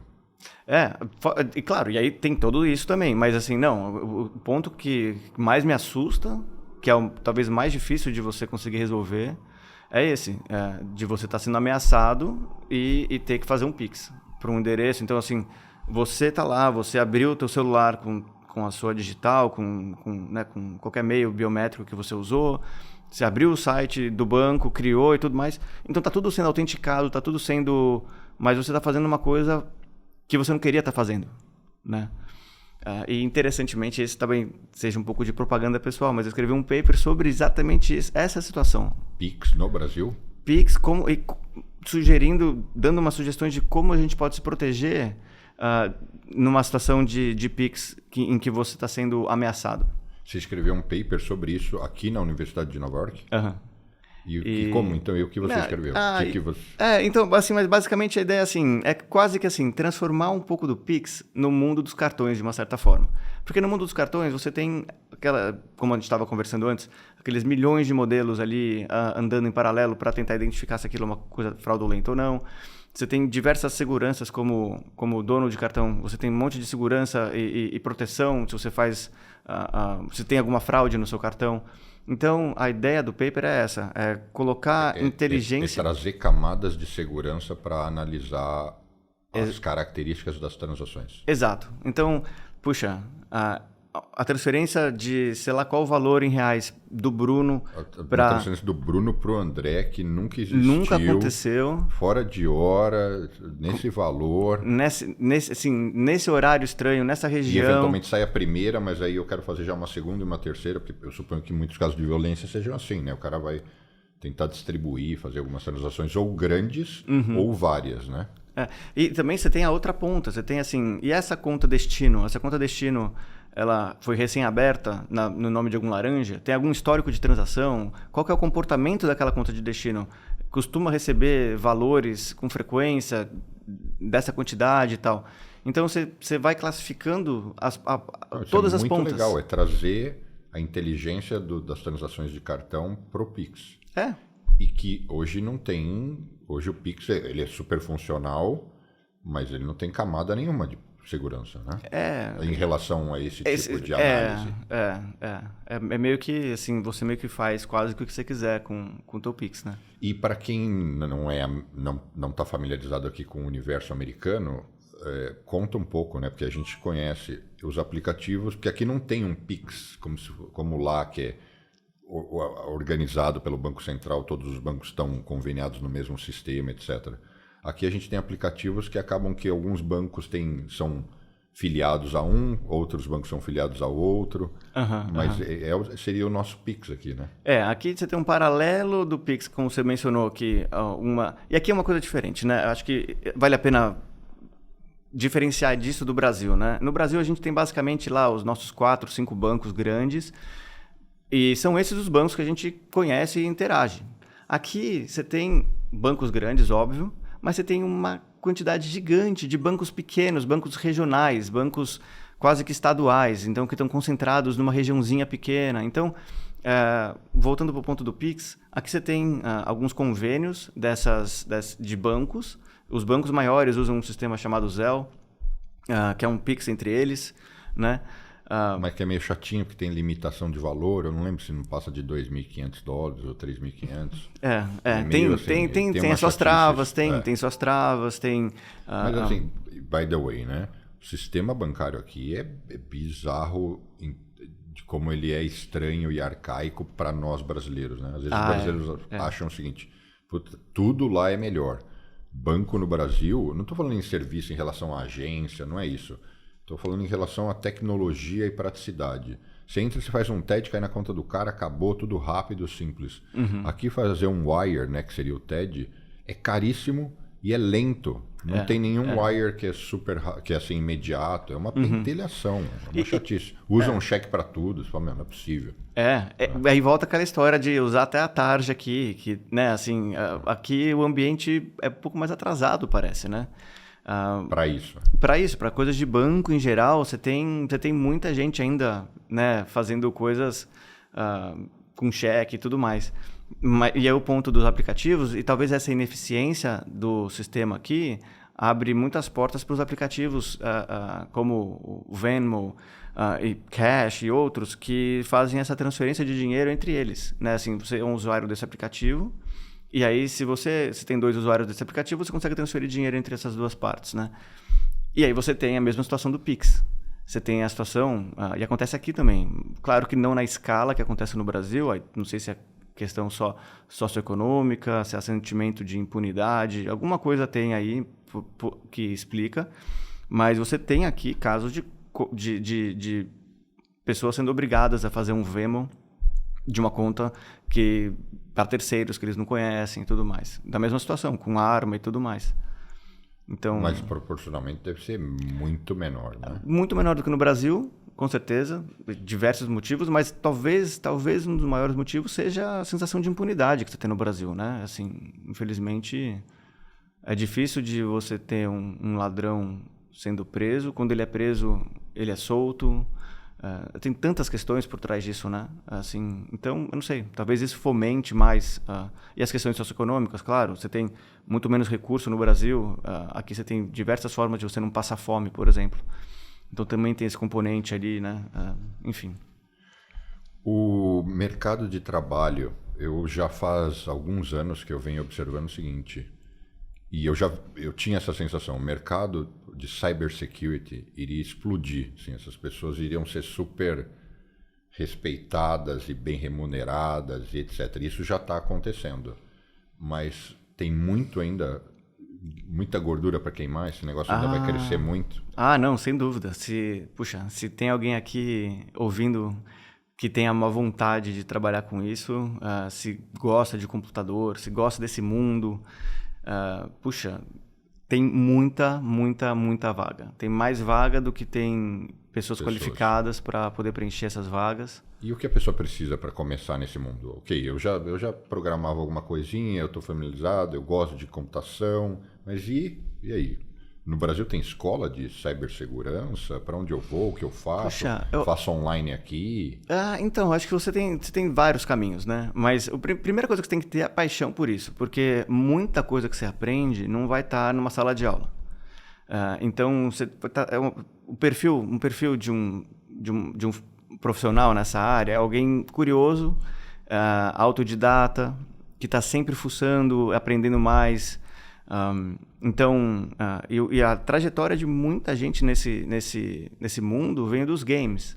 Então, por qualquer motivo, eu queria ter uma vantagem no game, ou alguma coisa aconteceu comigo enquanto eu estava jogando online com alguém. Então, assim, tem alguns ataques nessa comunidade que acontecem, que são interessantes. Tem formas de você fazer um denial of service attack no seu adversário no jogo, por exemplo. Então, imagina que você está jogando um Counter-Strike, alguma coisa assim, você vai começar a próxima partida, uma partida de campeonato, por exemplo, alguma coisa assim importante. A tua equipe contra a próxima equipe. Tem ataques que ali alguém pode fazer e derrubar um dos jogadores, ou dois dos jogadores, que aí eles fazem esse ataque direcionado para aquele IP e aquela pessoa não consegue mais jogar. Então, muita gente vem desse mundo, vai aprendendo esse tipo de macete, de truque, e vai se familiarizando, vai se aprofundando nisso. Mas, claro, voltando, se você programa, já é uma ótima coisa. Se você sabe de Python, vai te ajudar muito, né? E outras linguagens, claro, mas Python é hoje, acho que, a linguagem mais fácil acesso, até porque ela é simples, né, em relação às outras, e está difundida, tem muito material. E é isso, aí é meter a cara. Tá, mas e aí por onde eu começo? Tem um lugar que você fala, não, faz um curso em uma dessas instituições, tem no Brasil, tem que fazer fora, é online? Olha, Bruno, eu não sei, deve ter no Brasil. Porque no seu caso, você era um interessado, você era isso, né? Assim, no sentido de um cara que adorava a computação, é um autodidata, já respirava esse negócio, mas você não fez nenhum curso específico, pequeno. Tá Agora certo, você está fazendo mestrado, né, no IU sobre cyber security, mas até então não. Tem razão. Quando eu estava fazendo meu MBA aqui, um exemplo, né, uma das coisas que eu vim a estudar aqui foi AI. Então, isso é um pé também. Tudo que eu acho que é o limiar ali da tecnologia te ajuda a chegar em cyber, porque está tudo conectado ali. Então, para mim, acho que o meu caminho foi por AI, então Artificial Intelligence. Acabei me especializando com aquilo e foi ali que eu comecei para valer mesmo profissionalmente nesse mundo de cyber. Mas o que eu diria para alguém, assim, não imagino que haja um caminho super linear, mas tem diversos cursos online, você não precisa fazer um curso presencial para viver nesse mundo. E aí você tem o setor financeiro, é um setor que tem muita demanda por cybersecurity, porque é um setor que é atacado. Um brasileiro que está escutando a gente, que vai lá e começa a entender do assunto, e você falou que tem mais vaga do que cara qualificado. Então ele teria tudo para usar isso como uma oportunidade para vir para cá. Sim, sem dúvida. Não, sem dúvida. Se é do interesse dessa pessoa vir para cá... Claro, dominar o inglês e tal, isso é básico. Né? Mas é uma das áreas que está crescendo muito. E não vai parar de crescer, porque a gente está só cada vez mais migrando tudo para online, né? A pandemia acelerou demais, né, o mundo online. Já tinha muita coisa feita, mas quando de repente o mundo inteiro ficou enclausurado, você teve que começar a fazer tudo online. E isso acelerou demais a adoção de tecnologia, a mudança da cabeça das pessoas. Então, é isso. Se você quer trabalhar com isso, tem muita oportunidade. Esses aplicativos de casa, Alexa, Siri, Google Home, eles são seguros? Eles trazem algum risco? Ou eles são só ali uma ponte entre uma funcionalidade, não muda nada? Igual você tem seu celular já está exposto a um monte de lugar. Eles têm alguma relevância? Tem, assim, no sentido de a gente, assim, por que você usa uma aba de segurança, né, uma aba anônima no seu Google Chrome? Por que você nega receber cookies quando está navegando em sites e você tem um microfone ligado o tempo todo te ouvindo, tá o tempo todo te ouvindo, o tempo todo analisando. O celular já nos ouve, né? Assim, esse que é o problema. A gente... É quase que assim, você tem que escolher para quem que você vai... Quem que você confia mais em entregar a sua privacidade. Porque se você usa celular, se você tá nesse mundo online, você basicamente não tem mais privacidade, né? Assim, vou dizer como eu penso. Se você não é um senador americano, um cara ultra exposto, ele esquece, vai viver e... Eu concordo. Porque senão você vai ficar maluco, né? Eu concordo. Eu acho que se você não é um alvo claro de de agentes de Estado, sabe? Que todo grande... Terrorista, sei lá. Mas assim, não só o terrorista, claro. Com certeza os terroristas, mas você tem as grandes nações, tem exércitos disso, né? De agências de inteligência hackeando uns aos outros ali. Então, se você não for uma figura eminente ali, que vai ser atacada por esses grandes órgãos e com infinitos recursos, você coloca as camadas que a gente estava comentando, coloca lá seus fatores de autenticação, tenha senhas decentes ali nos seus sites e tal. E, no final das contas, assim, Faça uso dos layers de segurança, né? Exato. Autenticadores. Tenta não usar... Assim, tenta minimizar a tua exposição quando você está usando uma rede de Wi-Fi pública. E é isso, tem que aceitar a conveniência do mundo. Você pode voltar a virar numa caverna e não ter nenhum risco de nada, mas... Aí igual sair na rua, né? Se a pessoa entra num modelo de síndrome de pânico, acha que o prédio vai cair na cabeça, não faz mais nada, né? Sair na rua, você está exposto. Alguém pode te abordar, você pode ser atropelado se você não ficar atento. É isso, né? Viver é isso, é se expor, né? E viver no mundo do cybersecurity é uma coisa que a gente ouve muito no nosso meio. Assim, a paranoia é uma coisa boa. Boa. Para quem trabalha com isso, porque você tem que estar sempre imaginando qual é o próximo ataque, de onde está vindo, sabe? Então... Eu tenho... Essa frase, eu já falava isso quando eu era muito novo, mas eu ouvi outras pessoas falando recentemente. Eu quero ver o contexto, eu estou curioso para saber o contexto. Eu falo assim, eu vivo preocupado. Eu estou pouco preocupado, muito preocupado, médio preocupado, mas eu vivo preocupado. Preocupado é uma constância. E aí tem um livro que chama Só os Paranoicos Sobrevivem. Esse é um modelo, enfim, não vou nem entrar no caso, porque é só para quem é muito intenso. É como você está ali sempre a 300 por hora, ponteiro no vermelho, né? Talvez eu nem consiga viver assim por muito tempo. Em alguns momentos, talvez... você deva desacelerar. Mas é mais porque você falou isso, que o pessoal de cybersecurity é paranoico e tal, tem esse raciocínio. As câmeras de segurança podem ser hackeadas, invadidas? Sim. Porque hoje, por exemplo, se eu quiser ver as câmeras de um escritório meu no Brasil, eu entro aqui no celular e a gente olha, assiste junto. Quem está lá, sabe o que é mais doido? Existe até uma ferramenta, como se fosse um Google para IoT, né? Internet of Things. Então, esse tipo de device, esse tipo de coisas conectadas na internet, você tem um Google para isso, chama Shodan. Então, quem está ouvindo aqui, que é mais ou menos do meio, sabe do que eu estou falando. E quem tiver curiosidade, só dá um Google, você vai encontrar... Você consegue procurar... E você consegue até colocar assim, eu quero procurar só, por exemplo, câmeras, IPs que estão batendo, que são câmeras no Brasil. E se você tem... E se a coisa está na internet, basicamente ela tem uma superfície de ataque. Então, assim, é o próximo onde passo... ela vaza é no sinal, né? A câmera ela fica exposta quando ela faz o upload do sinal, né? Da imagem. Isso. Ali que... Porque, assim, da mesma forma que você consegue acessar a tua câmera...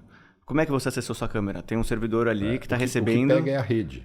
Web. E aí assim... Como quase todo o resto do que a gente falou. É a conectividade. E o doido dessas coisas de IoT, dessas câmeras, por exemplo, é que, assim, a segurança é quase que, assim, um afterthought, sabe? Assim, você raramente vai encontrar uma câmera que tem Second Factor Authentication. Então, tu vai ter, assim, um usuáriozinho chimbrega, não vai ter enforcement de senha, você vai poder ter uma senha ABC123 que ele não vai reclamar. E aí, assim, é mais uma senha. Então, eu como um atacante, se eu descubro, se eu né, o seu IP, o IP dessa sua câmera, vai me abrir aquela tela lá, que nem abre para você colocar o usuário e senha, e eu posso lá fazer um ataque ali. E isso em escala eu posso fazer, né? Então, é isso. Está conectado na internet, se abriu mais uma superfície de ataque. Enfim, mas eu acho que é na mesma linha, né? Que seja feliz, né? Não, é isso. Senão vai ficar realmente neurótico. Seja feliz, mas tenta colocar um password longo, né? Assim, tenta né? Minimizar as coisas. Tenta minimizar, né? Você precisa acessar essa câmera. Se você precisa, legal, deixa lá. Agora, se você colocou umas câmeras na sua casa e você não tem a intenção de acessar elas remotamente, e ela tem essa função, procura lá e desabilita essa função. Né? Você não precisa conectar tudo que é possível ser conectado, você não precisa conectar todas essas coisas. Né? E para a gente se encaminhar para o final desse papo, vamos exaurir a história do cartão de crédito. Então, a gente falou de como ele é sensível a fraudes. Mas como é que então eu uso o meu cartão de crédito da forma mais segura? Os cartões virtuais é a saída? Quais outros cuidados? Como é que porque não tem como não usar o cartão. Se eu quero comprar online, tem que ser cartão. Claro, Quer dizer, claro. Eu posso fazer um Pix e tal, mas assim, essencialmente é cartão. O que eu faço? Olha, cartão, claro que por viver nesse mundo, né, eu sou um pouco mais biased, né, para te dizer, mas eu acho que é super seguro. Por quê? Você vai fazer uma compra online, as bandeiras em geral, não vou ficar puxando sardinha só para o meu empregador, mas as bandeiras em geral, os bancos, os comércios, está todo mundo andando junto em criar cada vez mais mecanismos de segurança. Então, porque ninguém quer se prejudicar, né? E não quer que o cliente também diminui a aceitação, né? É isso. Em relação à ferramenta. É isso. O objetivo de todo mundo sempre é ter o máximo de aprovação dos cartões, o máximo de vendas, né? E o mínimo de fraude. Então, como é que você balanceia os dois, né? Mas aí qual que é o approach, né? Como é que a gente chega nesse cenário? Você vai entrar no site, né? Chegou lá no site que você comprar, loja.com.br. Desde aquele momento, a gente, dependendo do que você já tem embarcado de tecnologia, a gente já está começando a identificar, tentar entender se aquela pessoa que está interagindo com o site tem cara de ser um robô ou não, por exemplo. Como é que isso você está fazendo isso num device é maravilhoso. A gente consegue, por exemplo, um dos pontos é assim, o celular está numa posição de alguém que usa um celular, está mexendo, como se alguém estivesse digitando, ou ele está parado estaticamente em cima de uma mesa. Teve um caso recente de uma dessas fazendas de ataques. Eles tinham os celulares, a gente identificou rapidamente essa fazenda de hackers. Fazenda de ataque é um lugar cheio de hackers para... Nossa, é muito interessante. Você vê umas fotos, às vezes, de quando eles chegam, quando o law enforcement chega nesses lugares. Às vezes você tem assim uma prateleira lotada de telefone, plugado, quase como se estivesse numa loja, plugado, todos eles para eles manterem a energia, e estão todos os telefones ali atacando sites. E aí assim, esse exemplo que eu estava comentando, o celular ele estava virado de ponta cabeça, de cabeça para baixo. A tela não estava... E você consegue enxergar isso... E aí o que acontece? Então, tudo nesse mundo, você vai dando notas, né? Então, o fato do celular estar de ponta cabeça, de virado para baixo, é super estranho. Então, já aumenta o risco daquela interação. Se de repente se descobre que aquele IP está numa região de muito ataque, aumenta o risco dessa transação. Antes mesmo de você passar o cartão no site. Isso assim, é só eu tentando identificar se você é um bom usuário desse site ou não. Assim, então, de cara, a gente já olha milhares de coisas ali. O jeito que você está interagindo, se você está entrando num cadastro, fazendo um cadastro naquele site, se você se mostra muito familiarizado com o site, isso também pode te alertar, levantar uma bandeira para a gente. Porque, assim, normalmente você faz um cadastro num site. Você não está o tempo todo fazendo cadastro no site. Então, se a gente nota que está indo muito rápido o jeito que está preenchendo, sabe onde tem que clicar, vai para cá, vai para lá, muito rápido. É um robô. É um robô ou é uma pessoa que faz isso, tá fazendo o dia inteiro isso, tá criando conta de laranja o dia inteiro naquele site, porque já sabe que eu preciso clicar. Às vezes você nota que a pessoa para nos pontos assim que ela não deveria parar se ela fosse realmente a pessoa. Por exemplo, se você tem que entrar com o teu CPF, você sabe do CPF de cor, você vai digitar sem nem olhar o teclado. Agora, se eu sou se eu estou atacando, se eu roubei esses credenciais, se eu estou roubando os dados de alguém, criando uma conta, eu vou parar, vou olhar, vou errar, sabe? Então, são todos esses detalhes que vão criando uma nota para aquela interação no site. Aí, chega no momento que você vai fazer a compra. Então, você vai fazer a compra, passou o teu número do cartão, colocou, aí começa a entrar em ação aquele monte de modelos que eu estava comentando, para entender. Bom, tá bom. Dado, e aí você pode até ligar as duas coisas, dado as informações de identificação que a gente estava coletando, mais as informações daquela transação, as características daquela transação, qual que é o risco consolidado que a gente chegou. E essa informação vai sendo levada para frente. Então, aí chega essa informação com esse tipo de risco, chega para o banco, o comércio pode acrescentar mais elementos ali para informar o banco para tomar essa decisão. Então, no fundo, tudo isso para dizer, compra online, de cara, já é uma coisa que está cada vez mais seguro, porque a gente tem muita tecnologia embarcada. Como é que você pode ficar mais seguro? Uma coisa que eu faço, eu não armazeno meu número de cartão em loja nenhuma. Em lojas menores, sabe? Assim, na Amazon, tá lá na Amazon, tá nos grandes sites, tá lá. Agora, se eu vou fazer uma compra num site que eu nunca faço compra, eu não vou pedir para guardar as minhas credenciais de cartão ali. Eu vou digitar, vou ter o trabalho de digitar. Os navegadores, eles podem auto-preencher, se você tiver isso configurado, eles vão auto-preencher meu número de cartão, eu só vou ter que inserir ali uns dados de verificação e o dado não fica armazenado no site. Porque assim, se não está armazenado no site, numa eventual brecha daquele site, se tem se aqueles dados vazam, se os dados de base de dados vazam na Dark Web, os meus dados não vão estar lá. O número do meu cartão não vai estar comprometido, né? Enfim. Então, são essas coisas. Então, uma coisa, você não põe seus dados salvos em sites pequenos. Uhum.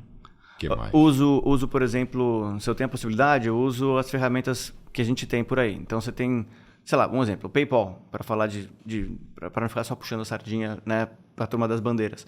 Você pode usar o PayPal para fazer um pagamento, normalmente. Às vezes, dependendo do site, como ele está configurado. Então, o PayPal, ele que cuida dessa comunicação com o comércio. Eu não vou dar o meu cartão para o comércio, ele vai passar pelo PayPal e acontece daquele jeito. Online, a gente costuma tokenizar o cartão também. Então, o teu cartão já não é mais... Que é o cartão virtual ou não? É outra coisa? É o meio passo do cartão virtual pro token. O token é basicamente uma string. Eu já vi. Eu não sei se é o emissor, mas enfim, o banco gera ali um código para você terminar a transação. É o seu cartão de sempre, com o seu número, mas ele gera uma autorização específica para aquele... Você tem situações assim e aí isso é super interessante, e aí eu acho que um outro ponto interessante do Brasil, aí eu não sei o que vem antes, se é a prevalência de ataques ou se é só a nossa criatividade em ser cada vez mais seguro, mas você tem coisas no Brasil que você não encontra nos bancos aqui, então você consegue gerar muito facilmente um cartão virtual.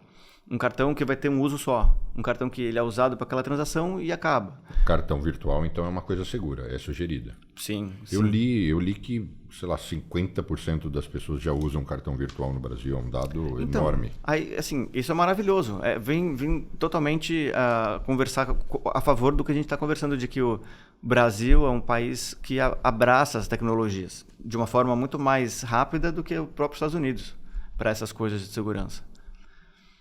Aqui diz que os cartões virtuais são mais utilizados pela geração Y, de 23 a 41 anos, com 51% das transações, seguidas pelos integrantes da geração X, de 42 a 57, com 27%. Mas não é o trecho que fala aqui os cartões virtuais já são utilizados em 21% das transações online no Brasil. E o emprego dessa forma de pagamento registrou avanço expressivo no último trimestre de 2022. Cresceu 126% na quantidade de operações e 86% no valor transacionado, na comparação com o mesmo período de 2021. Então você vê. Então, E aqui nos Estados Unidos, eu nunca nem vi, né, cartão virtual. Não, é muito doido, né? Mas esses dados são super interessantes, porque estão mostrando que a aceleração está super intensa e já está em 20%, né? Então, é isso. É uma coisa que daqui, sei lá, um ano a gente vai estar conversando e vai ser super prevalente, vai estar todo mundo usando. E enquanto a gente olha para cá, a gente olha aqui para fora, vê a Times Square e vê, puxa vida, galera passando na tarde. E aí, li que é mais seguro a aproximação do que o chip. Eu achava que não. Porque a cada passo da tecnologia nos cartões, a gente vai criando mais segurança e mais... Então, sei lá, um exemplo. Da tarja para o chip, a gente criptografou as informações, diminuiu a quantidade de informações que tem sensíveis de um certo jeito e tal. Então, para alguém roubar os dados do meu cartão, ficou muito mais difícil. Mas você ainda está tendo que fisicamente colocar o cartão lá dentro, então há formas de você conseguir, ainda assim, roubar essas informações. À medida que você tirou o elemento físico, se você só está usando a forma que o criminoso vai ter que ter para conseguir quebrar esse sistema e capturar, vai mudando, sabe? Então, e fora a tecnologia embarcada já no contactless, assim, cada coisa nova que é lançada, ela vem com mais segurança, pensando no que estava sendo quebrado na tecnologia anterior. Eu li isso porque era uma nova fraude no Brasil. Não sei se, como você está nessa área, talvez você já tenha ouvido falar. Os caras conseguem pegar a maquininha, alterar o software. Então, quando você tenta aproximar, ele dá erro, mas ele vem a mesma mensagem típica que você está acostumado a ver, às vezes, assim, num erro de comunicação, sei lá, uma frase lá típica. Insira o cartão. Insira o cartão. Então ele te estimula a você, ele te induz, porque no fundo é o aplicativo ali da maquininha. Foi uma coisa, cara, bem... É genial. Nossa. Então é genial, assim, é muito doido. Aquilo que a gente sempre ouviu falar, se usasse esse cérebro. Né? Então, se usasse esse cérebro, essa capacidade, essa criatividade para coisa boa, era o próximo unicórnio, sabe? Esse cara que fez isso, sei lá o que, né? Ele podia ser seu chefe aqui. Claro, não, mais do que isso, ele poderia ser chefe de todo mundo, ele poderia ter uma startup aí de segurança. Sabe? Ele podia estar resolvendo o problema e sem ter a perspectiva de ser preso, porque eventualmente essas pessoas são presas, assim, eventualmente vai chegar, sabe? Não pode pensar muito imediato, assim, legal, você conseguiu aplicar um golpe, mas, daqui a 10 anos pode escrever, você vai estar atrás das grades. Por isso que é muito legal aquelas histórias, né, que às vezes aparecem em filme, que o cara fazia algo errado, foi preso, cumpriu sentença e depois trabalha no FBI, a favor, ajudando, em prol da melhoria daquilo, né? Por isso que eu entrei no aspecto do emprego, porque eu acho que tanta gente curte tecnologia, cybersecurity está explodindo e as pessoas precisam conseguir enxergar um caminho de como elas então mergulham nisso. Mas só para falar de novo essa última coisa, você vê que interessante, então você tenta aproximar, dá um erro, aí eles te forçam a você voltar uma tecnologia para trás, e isso quando acontece, a gente como bandeira, a gente enxerga que houve a possibilidade de você fazer a coisa mais segura e teve que fazer uma coisa menos segura. Então a gente enxerga aquilo e aquilo já eleva o risco daquela transação. Então, assim, claro, você pode continuar conseguindo transacionar e tudo mais, mas vai criando os alarmes, sabe? O que essa matéria diz, né, para encerrar, ela diz o seguinte: tenta de novo, não deu, se você tiver outro cartão, vai para outro cartão. Se não, falou, cara, eu estou inseguro, estranho, você tem outra máquina, ou eu volto outro dia, porque, enfim, é muito estranho esse tipo de... mas só lembrando, para finalizar mesmo essa história, que assim, se acontecer uma fraude no seu cartão, e é isso que é o maravilhoso, você está protegido, sabe? Então, assim, por pior que seja, você vai ter a inconveniência de ter que ter um plástico novo chegando, um número novo, mas, enfim, todas as coisas que acarretam disso. Mas mesmo se eu colocar a senha, eu não tenho direito a reclamar, tenho? Eu sei que não é sua área, porque a sua área vê na perspectiva técnica, né? Isso é uma política comercial. Mas olha... Eu sei que se for tarde...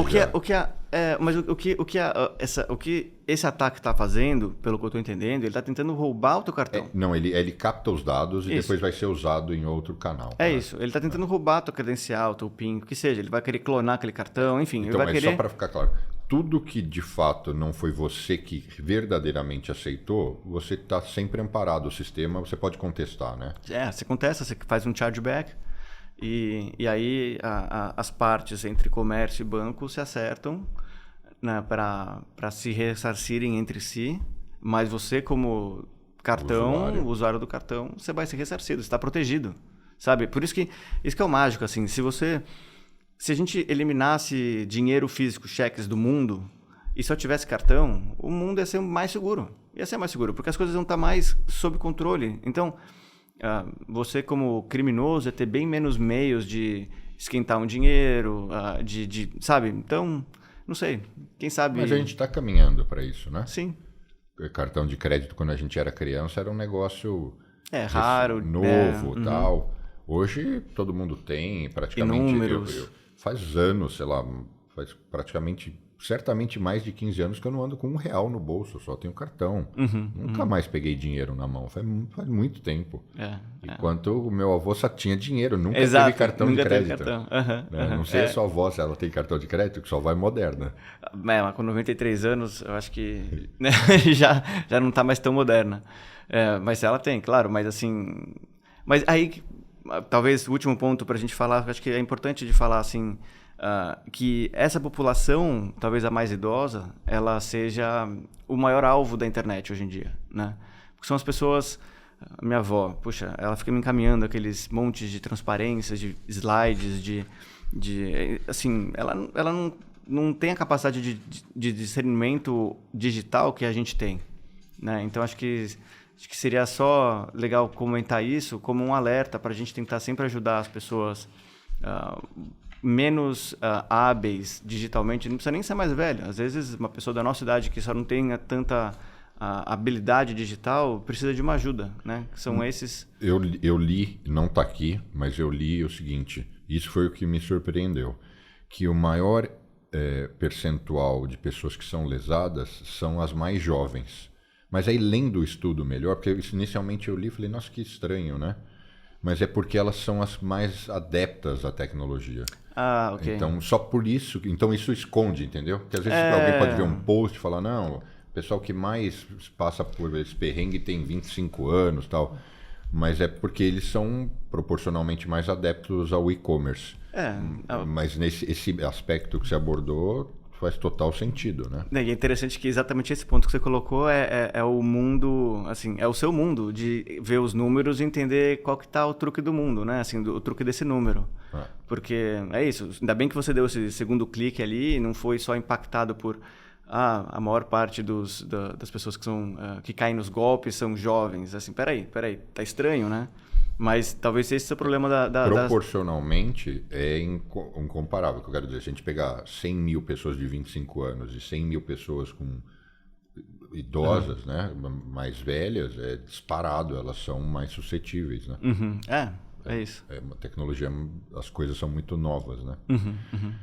Ming, suas considerações finais, qual o recado que você quer deixar? Puxa vida, eu ia falar pra gente não ser tão paranoico, mas um pouquinho de paranoia, né? Como a gente comentou várias vezes, é bom. Faz bem. Só os paranoicos sobrevivem. Tenha um password manager, não reutilize senha, cuidado com Wi-Fi público e seja feliz. Entre em sites com o S, com o cadeado, especialmente que você transaciona. É isso. Use cartão. E como as pessoas... Eu sei que você não é um... Enfim, muita gente quando se expõe nas redes sociais, YouTube, videocast e tal, é porque as pessoas, elas de alguma forma ou atuam com isso, ou querem se autopromover. Eu sei que não é o seu caso, porque você trabalha com cibersegurança, mas você virou um executivo, tal, um acadêmico. Já eu te vejo dando aula aqui, sei lá, em uma dessas grandes universidades. Mas ainda assim, você quer deixar seu Instagram, alguma coisa? Ou seu LinkedIn? Eu vou falar assim, quem quiser conversar, adoro conversar sobre isso. A gente está falando há horas sobre esse assunto. Se eu puder ajudar alguém nisso, se alguém quiser um caminho para entrar nessa indústria... Ixi, você vai receber trocentas mensagens. Me procura no LinkedIn, meu nome vai estar aí, então... André Bordocan, me procura lá, manda mensagem, a gente bate um papo. Maravilha. Obrigado por você ter vindo. Obrigado pela oportunidade. E vamos ver, te convidar para outras conversas com mais pessoas e a gente explorar as vertentes desse tema também, né? Adoraria. Muito legal trazer perspectivas novas. Espero que vocês tenham gostado desse episódio do Wall Street Cast. Para quem ainda não segue o canal, não deixe de acionar o sininho. Para quem quiser acompanhar as minhas postagens na rede social, @Bruno Corano, no Instagram, no TikTok. E a gente se vê em breve. Um abraço.